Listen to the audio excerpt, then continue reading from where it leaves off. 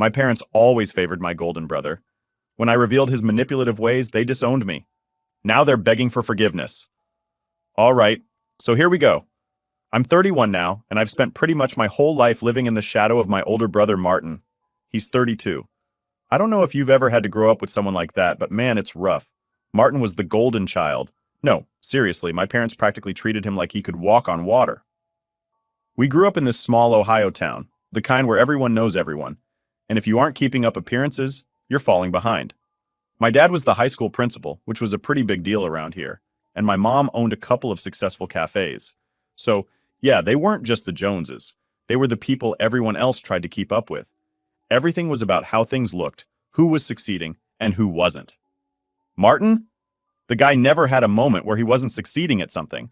I'm talking from the time we were kids. He was captain of the basketball team, valedictorian, first chair trumpet in the band. It didn't matter what it was, he was the best. I still remember when he won this big science competition in high school. The whole town came out for the award ceremony. Dad even got the school board to hold a special assembly just to give Martin his trophy in front of everyone. I was there too, but not like anyone noticed. I was standing in the background holding my second place ribbon from the county art show that nobody bothered to come to. That's the thing. I wasn't a failure. I did pretty well too. Honor roll, played clarinet in the school band, worked part-time in one of Mom's cafes since I was 15, but none of that mattered. I didn't get the spotlight. Not like Martin. Every time I did something, it was like, oh, that's nice, honey. But when Martin landed his first scholarship, you'd think he cured cancer. My parents threw him this huge party. I still remember the banner they hung up. Congrats, Martin, our future CEO. Me? I was just there, clapping like always. It only got worse as we got older. Martin got a scholarship to Yale, of course, and I ended up at a decent state school. Nothing fancy, but still a solid education. The difference was, Martin was off living in New York, climbing the corporate ladder, while I was stuck in our little town, working at a marketing firm. Every time I tried to talk about what I was doing, I'd get a polite smile and that's nice, sweetie, before the conversation shifted back to Martin and whatever big thing he was doing at the moment. And it wasn't just the success, it was his attitude. Martin wasn't just good at stuff, he knew he was good at stuff, and he wasn't shy about letting everyone know. You could feel the arrogance rolling off him from a mile away. But somehow, he always managed to hide it from our parents. To them, he was still the golden boy who could do no wrong. I started noticing it in high school. Martin was always good at charming people, especially teachers. He'd talk his way into extensions on assignments, and he always had some excuse for why he hadn't done his work on time. Thing is, the teachers bought it every time. I used to think it was just because he was smart, but looking back, I realized it was more than that. He knew how to manipulate people. College is when it really clicked for me. Martin came home for the holidays one year, and I remember him sitting at the dinner table, bragging about how he convinced one of his professors to bump his grade up. He just laughed like it was no big deal. Said something like, "People are easy to play if you know how to talk to them." I remember being disgusted, but back then I didn't say anything. I just brushed it off, thinking maybe that's just how the world works. But it didn't stop there. Martin climbed the ladder fast once he graduated, and his tactics got worse. He'd call me sometimes late at night and tell me these stories about how he took credit for someone else's work or threw a coworker under the bus to make himself look good. I'd listen, trying to stay supportive, but deep down, it made me sick. I guess part of me hoped he'd grow out of it, that he'd see what he was doing was wrong. Of course, our parents never saw it. They were so blinded by their pride for Martin, they didn't care how he was getting ahead. They'd just beam whenever he called home with news about another promotion or bonus. Meanwhile, when I landed my first full-time job, they didn't even ask what I did, just, "Oh, that's nice, dear," before moving on to Martin's latest achievement. I don't know if you've ever tried to call someone out on their crap when everyone around them is kissing their ass, but it doesn't go well. I tried talking to Martin a few times, telling him he needed to stop stepping on people to get ahead. His response? "That's just how the real world works, bro. You wouldn't get it. You're still in that small-town mindset." That pissed me off more than anything. Like, just because I didn't live in New York or work for some big company, my life didn't matter as much? I don't think he ever realized how much that hurt. Hell, I don't think he even cared. It was around this time I started noticing the cracks. Martin wasn't just cocky, he was ruthless, and people were starting to see it. He'd brag about sabotaging coworkers, taking credit for their ideas, and even getting people fired. I remember one story he told me about some project where he intentionally tanked a colleague's presentation so he could swoop in and save the day. He thought it was hilarious. I couldn't believe what I was hearing. And the worst part? My parents didn't care.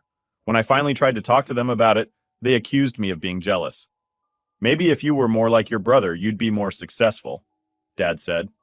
That hit me hard. All my life, I'd been trying to prove myself to them, and in that moment, I realized it would never be enough. No matter what I did, I'd always be second to Martin. That's when the distance between us really started to grow. I couldn't stand being around my family anymore, especially Martin. Every time I saw him, it was like he had this smug look on his face, like he knew he was untouchable. And maybe he was. Our parents enabled him, praised him for every underhanded move he made while I was stuck trying to live an honest life and getting nothing but indifference in return. But that all changed one night, at this big family dinner, when Martin said something that made me snap. I don't know what came over me, but I knew I couldn't keep quiet any longer. So, things hit a boiling point last year. It was Martin's big promotion to senior management. Of course, Mom and Dad had to throw him this massive party, right? They rented out a whole banquet hall in town, invited pretty much everyone they knew, family, friends, people I hadn't even seen since I was in high school. It was ridiculous, but also typical. Martin could sneeze and they'd throw him a parade. I wasn't planning to go at first. I was over it, you know? I was sick of being in the same room with everyone fawning over Martin like he was some kind of god. But then, Mom called, practically begging me to be there. "It's a big night for your brother," she said. "Can't you just come and support him? He's family." Yeah, family. The same family that had been treating me like a background character in my own life for years. But like an idiot, I went. I figured, fine, I'll show my face, eat some free food, then dip. I didn't want to be the one they could point at later and say, "Oh, look, he didn't even show up." So, I dressed up, put on a fake smile, and dragged myself to that party. The banquet hall was packed. Martin was in his element, of course, wearing this stupid, expensive suit, talking loud enough so everyone could hear how amazing his life was. It was the usual stuff. His new job, his plans to move into a bigger place in New York, some vacation he and his fiancée were planning to Europe. I'm standing there with a beer, listening to it all, trying not to roll my eyes into the back of my head. It was all going fine. I was keeping my mouth shut, staying out of the way, until Martin got a little too comfortable. A few drinks in, and he started going off, like really going off, about work. You know that thing people do when they think they're hilarious, but they're just being awful? Yeah, that was Martin. He starts bragging, loud enough for the whole table to hear, about how he completely screwed over this junior employee on some project. I didn't catch all the details, but basically, the guy had come up with this big idea, and Martin took credit for it.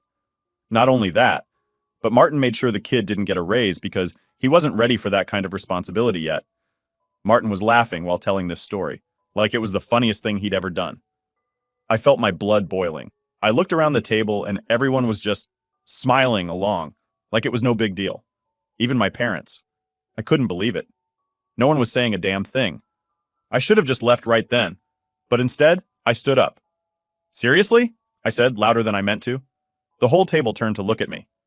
Martin, still smirking, raised his eyebrows. "What's your problem?" "My problem?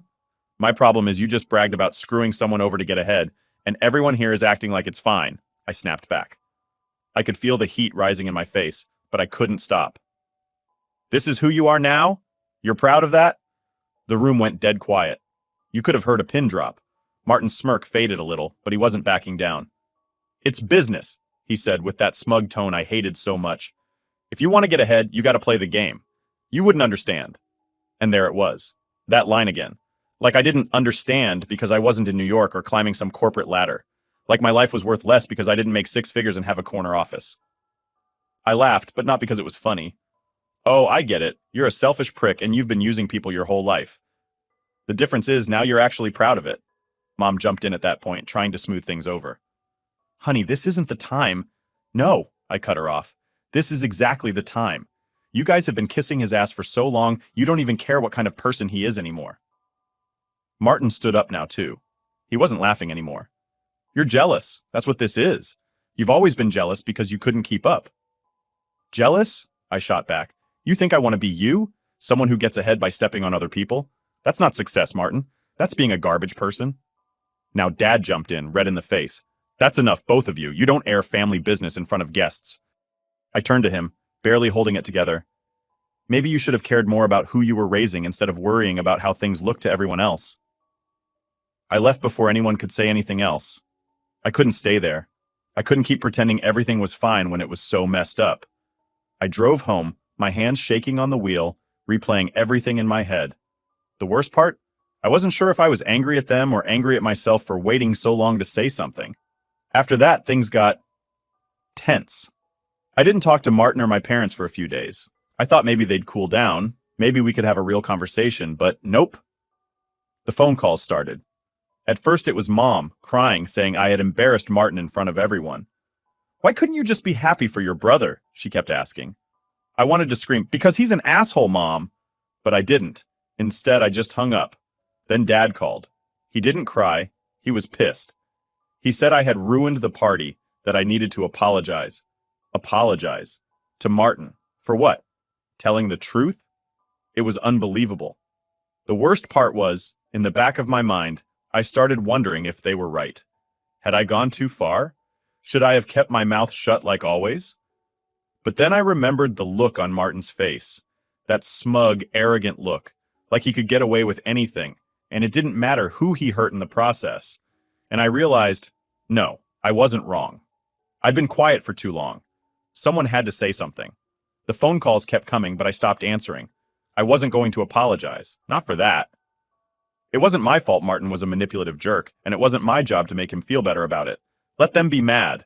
Let them deal with the fact that their perfect son wasn't so perfect after all.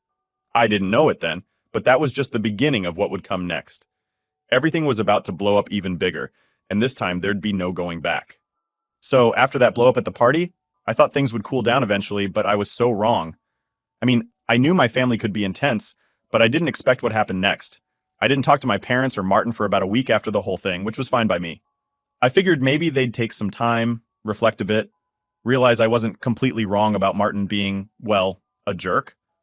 But yeah, that didn't happen. One night I was sitting at home, just chilling, watching Netflix, when my phone buzzed. I glanced at it, expecting it to be some spam call, but no, it was Martin. I hesitated for a second before answering. The second I picked up, he was already yelling.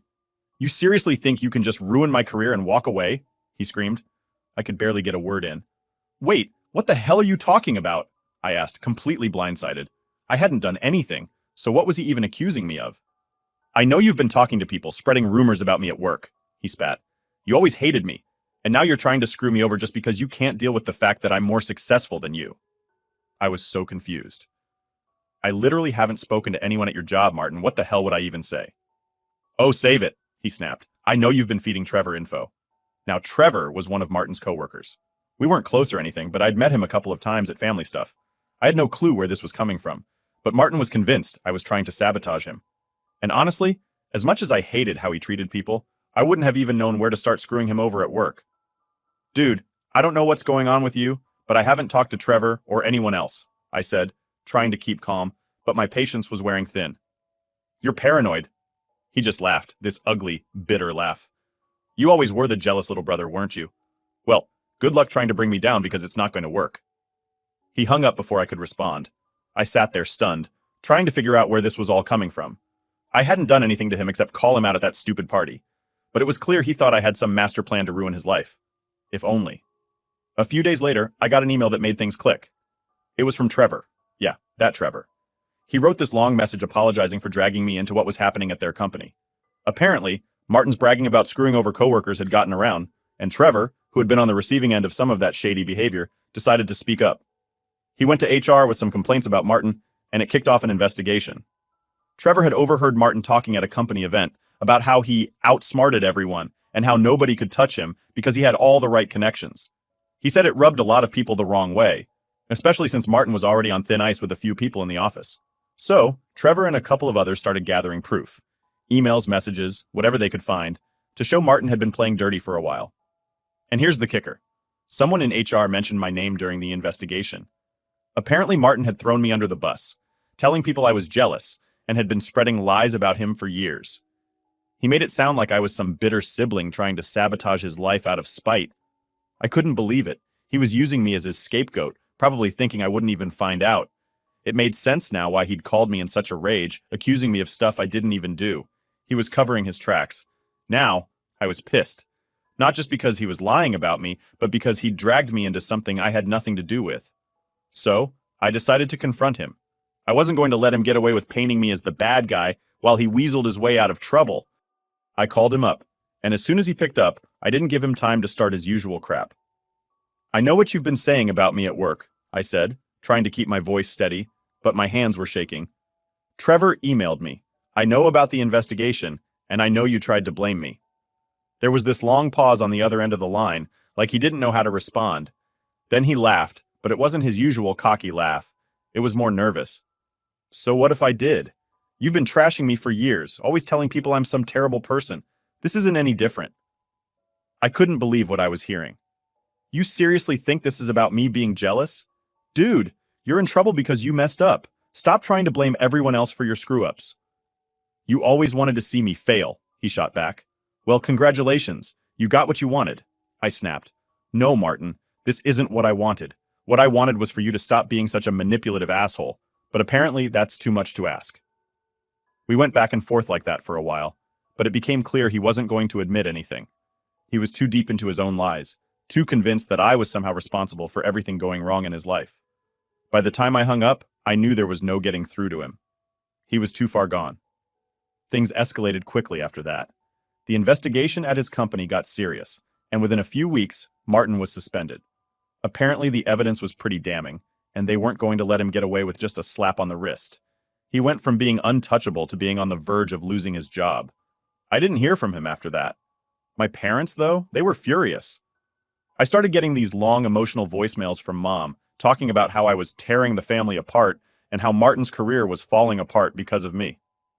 Dad wasn't much better. He left me this one voicemail that stuck with me. He said I'd ruined Martin's life over some stupid sibling rivalry. It hurt, honestly. I mean, I'd spent my whole life trying to get them to see me, to appreciate me for who I was. And now, here they were, blaming me for everything, even though none of it was my fault. I hadn't sabotaged Martin. I hadn't gone to his company and said a word. All I'd done was stand up for myself for once. But it didn't matter. To them, I was still the villain. I don't know if things will ever go back to normal with my family. Hell, I don't even know if I want them to. But one thing's for sure, I'm done letting them walk all over me. Martin made his choices, and now he's dealing with the consequences. It sucks that they can't see that, but I'm not carrying the blame for his screw-ups anymore. It's weird, you know? You grow up thinking family is everything, but sometimes it's the thing that holds you back the most. So after Martin got suspended from his job, things just went completely off the rails with my family. If I thought the phone calls and voicemails were bad before, man, I had no idea what was coming next. My parents went into full crisis mode, and I became the #1 target for all their frustration. I don't even know how to describe it. Every single day, there'd be some new message from Mom. First, she'd be crying, saying how much this had destroyed the family and how Martin didn't deserve what happened to him. Then, not even an hour later, she'd call again, angry this time, yelling at me for ruining everything. She kept saying, "How could you do this to your brother?" Like I'd single-handedly wrecked his entire life. I tried ignoring it, but you can only hit ignore on your phone so many times before it starts messing with your head. Every time the phone buzzed, I'd feel this knot in my stomach. And it wasn't just my mom. Dad got in on it too. His messages were less emotional, but way more passive-aggressive. He'd leave these cold, clipped voicemails where he'd be like, "You should be ashamed of yourself. We raised you better than this." Like, seriously? You raised me better? What about Martin? How come no one was telling him to feel ashamed for all the crap he pulled? It was like they were living in this weird alternate universe where Martin's entire career falling apart was somehow my fault. I didn't get it. I didn't talk to HR. I didn't make him do all the shady stuff that got him fired. But in their eyes, I was the one who pushed the first domino. It was maddening. Eventually, my parents insisted on having a family sit down to talk things out. I wasn't thrilled about it, but honestly, part of me hoped it might actually help. Like, maybe if we all sat down and aired everything out, they'd finally get that I wasn't the villain here. Maybe they'd see that Martin wasn't some innocent victim. Spoiler, it didn't go that way at all. We met at my parents' house. The second I walked in, I could feel the tension in the air. My mom was already teary-eyed, and my dad had that stern look on his face, like he was ready to deliver some kind of lecture. Martin was there too, sitting on the couch like he owned the place. He didn't look mad. He just looked smug, like he knew this whole thing was going to go in his favor. I barely sat down before Mom started in on me. She was talking about how Martin was struggling, how he couldn't find a new job because of his unfair firing, and how the family was falling apart because of everything that had happened. "You don't understand what you've done," she said, her voice all shaky. I tried to keep calm. I really did. "Mom, I didn't do anything to him. Martin made his own choices. You know that, right?" She shook her head, still crying. "But you pushed it.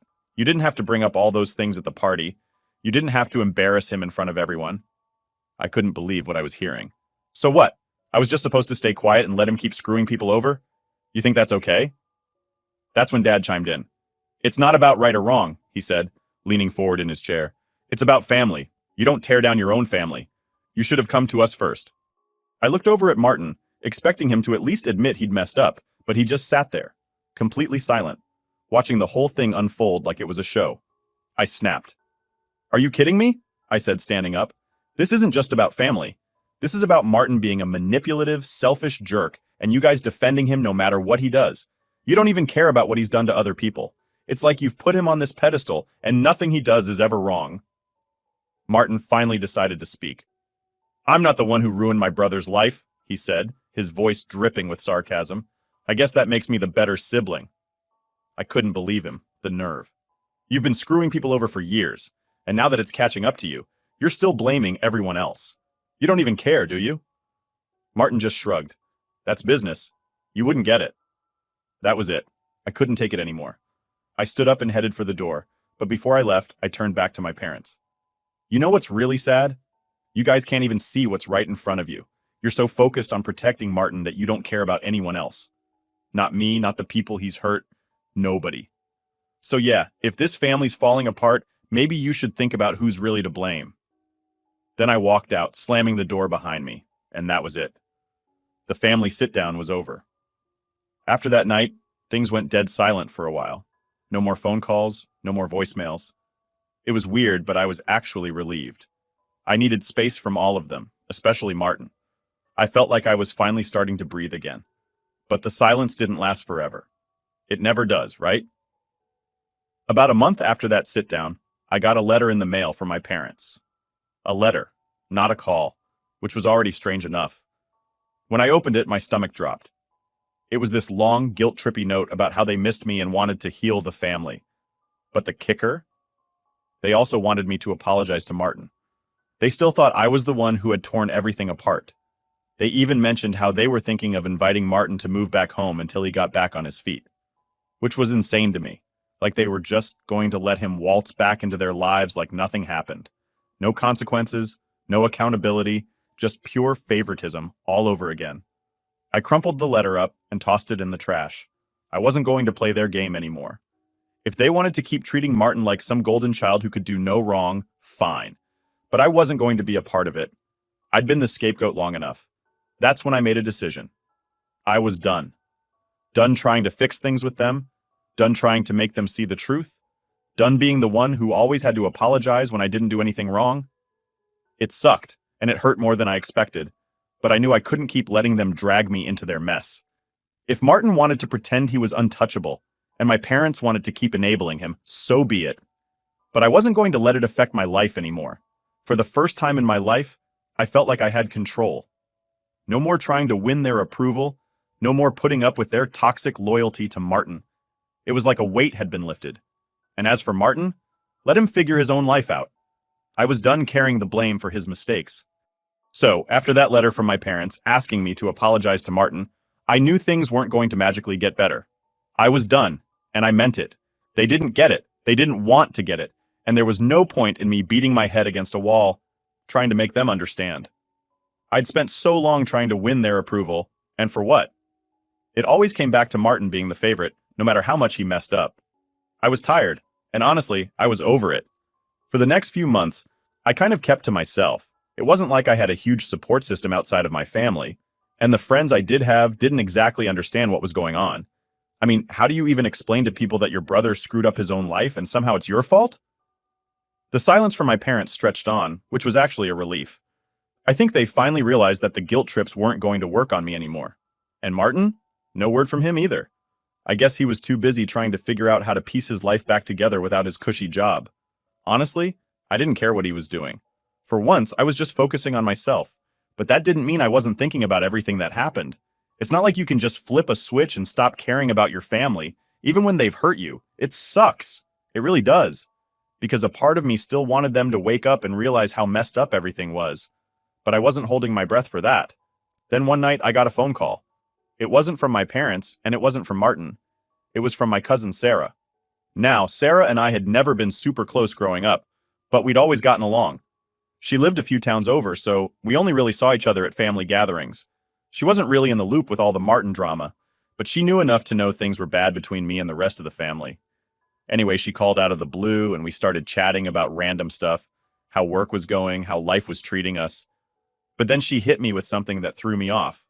So, I ran into your mom the other day, Sarah said, kind of hesitating like she wasn't sure if she should even bring it up. I didn't say anything at first. I just waited for her to continue, because I knew there had to be more to the story. She mentioned Martin's been staying with them again, she finally said. Of course. Of course he was back at my parents' house. That was exactly what I expected. No consequences, no accountability. Just Martin, rolling back home like nothing ever happened. Yeah, that tracks, I said, trying to keep my voice steady. Sarah paused for a second. Look, I don't want to get in the middle of all that, but she seemed pretty upset, like, she's not taking this as well as you think. That caught me off guard. My mom? Upset? Sure, she'd left all those voicemails, but I always figured it was just part of her whole guilt trip routine. I didn't think for a second that she was actually hurting over this. I didn't know what to say, so I kind of just mumbled something about how it wasn't really my problem anymore. Sarah didn't push it, which I appreciated. We wrapped up the call soon after, but her words stuck with me. I spent the next few days thinking about what Sarah had said. My parents being upset didn't really change anything for me. At least, that's what I kept telling myself. They'd chosen Martin time and time again, and it wasn't like I was going to swoop in and save the day just because they were finally feeling the consequences of their choices. But it still stung. It was weird, though. Part of me felt guilty for not caring more, but another part of me was like, why should I care? They never cared about how I felt. It was this constant tug of war in my head.